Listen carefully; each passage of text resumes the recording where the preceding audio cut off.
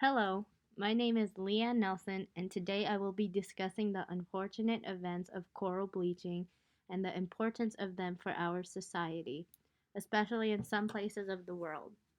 We struggle to keep coral reefs inhabited and alive. Today I will explain to you why we need coral reefs in our oceans. Climate change is worse than we think, and in the near future we could say goodbye to many beautiful organisms like sea urchins, sea stars, fish, and many more that thrive off coral reefs in the sea. First, I will give a little background on what exactly coral reefs are. A coral reef is an underwater ecosystem characterized by reef building corals. Reefs are formed of colonies of coral polyps held together by calcium carbonate. Most coral reefs are built from stony corals whose polyps cluster in groups. Corals are found from all over the world's oceans, from the Aleutian Islands off of the coast of Alaska to the warm tropical waters of the Caribbean Sea. The biggest coral reefs are found in the clear, shallow waters of the tropics and subtropics. The largest of these coral reef systems, the Great Barrier Reef in Australia, is more than 1,500 miles long.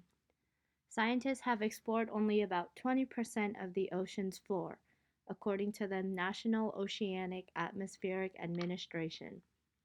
As such, ocean explorers continue to discover previously unknown coral reefs that have likely existed for hundreds of years. Before I dive into the topic of discussion today, I'd like to reference a few fun facts about coral reefs that I think would be helpful for everyone to understand. There are three types of reefs, and one often gets mistaken for an island: barrier reefs, fringing reefs, and atolls. An atoll is often called an island when it's really a reef. A coral reef isn't one thing, it's actually a community of life that lives and thrives in one location. Reefs are very important to the fishing industry because they are the natural habitat of the bait fish, which is used to fish for tuna and other large species. Reefs are where many fish and sea creatures choose to spawn. The protected environment of the reef means their eggs will be safe from predators. Reefs grow where there are stronger wave patterns and currents. The stronger currents and waves deliver more food for the ecosystem that creates the reef structure. Coral reefs aren't just another plant at the seafloor. They are living species that do way more than you'd expect. Some things would include being harvested to make medications to treat cancer and other illnesses. Along with that, coral reefs help improve surrounding water quality by acting as a filter to its neighboring waters. Now, this may not sound like a lot done by one living species. However, when together in a large community, like where many coral reefs are located, this provides a major difference for all living species, including coral reefs themselves. Some history of coral bleaching that needs to be recognized has mainly happened within the past 2 decades. Mass bleaching events in 1998, 2002, 2006, 2016, and most recently 2017 were caused by unusually warm sea surface temperatures during the summer season. The past 2 decades have seen several incidents of widespread coral bleaching events on many of the world's coral reefs. Several coral bleaching affected a third of the Great Barrier Reef in early 2017, associated with unusually warm sea surface temperatures and heat stress. This back to back mass bleaching had never happened before and affected two-thirds of the Great Barrier Reef. Luckily, the southern sector was spared in both years. Coral bleaching is a different effect of global warming, causing the death of thousands of animals that live within them. According to the global warming's toll on coral reefs, as if they're ravaged by war, by Jason Buckheim, the director of Odyssey Expeditions, these coral reefs are home to a quarter of all fish species and are now threatened as rising ocean temperatures are speeding up a known issue called coral bleaching. During coral bleaching events, coral reefs tend to be extremely fragile. This issue is normal as long as these coral reefs have enough time to recover in between bleaching periods. Most recently, these bleaching events are occurring in a faster rate, causing the communities of coral reefs to die off and kill thousands of other living species along with them. During these coral bleaching events, a number of things happen to these coral reefs. As a result of overheated seawater, corals separate from living organisms called zooxanthellae that live inside them. Zooxanthellae provide coral reefs with bright colors, oxygen, and roughly 90% of their energy. Without zooxanthellae, corals appear ghost-like, colorless, and are more likely to die off rather than recover.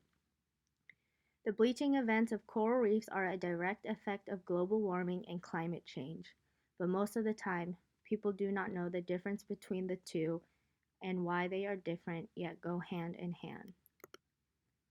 Why are coral reefs and global warming so related? According to the Climate Reality Project, global warming is defined as a long-term trend of rising average global temperatures.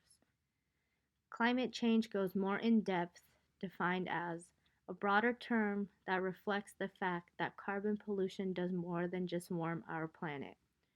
Carbon pollution is also changing rain and show patterns of increasing risk of intense storms and droughts. So what does this have to do with endangered coral reefs? There is only so much heat that land can intake due to climate change as a result of global warming. The rest of this heat is absorbed by the ocean, which takes up 2/3 of the Earth's surface. So why does the littlest difference in temperature cause such a great impact on coral reefs? According to the New York Times, even though coral reefs thrive in warmer waters, they are extremely sensitive to heat, and the littlest change of 2 or 3 degrees Fahrenheit can kill them.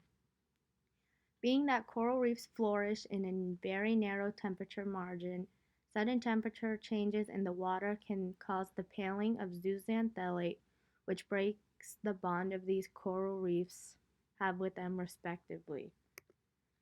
Being that coral reefs are home to thousands of living and breathing organisms, it is essential for them to stay healthy and away from harm. However, due to recent dramatic change in climate over the past 40 years, these coral reefs have already started to die off due to something called coral bleaching. During coral bleaching, the rise in sea temperatures caused coral reefs to separate from an organism known as zooxanthellae, causing them to bleach and become extremely fragile as a result. Coral reefs help sustain the life of many different species who inhabit them, which in turn supplies a great deal of income to the neighboring countries who rely on fishermen to provide for them. Scientists foresee that climate change will not take a linear path in the future, as it will only get worse at an exponential rate. If humans keep going at this rate with global warming, we could say goodbye to the large communities of coral reefs in the near future.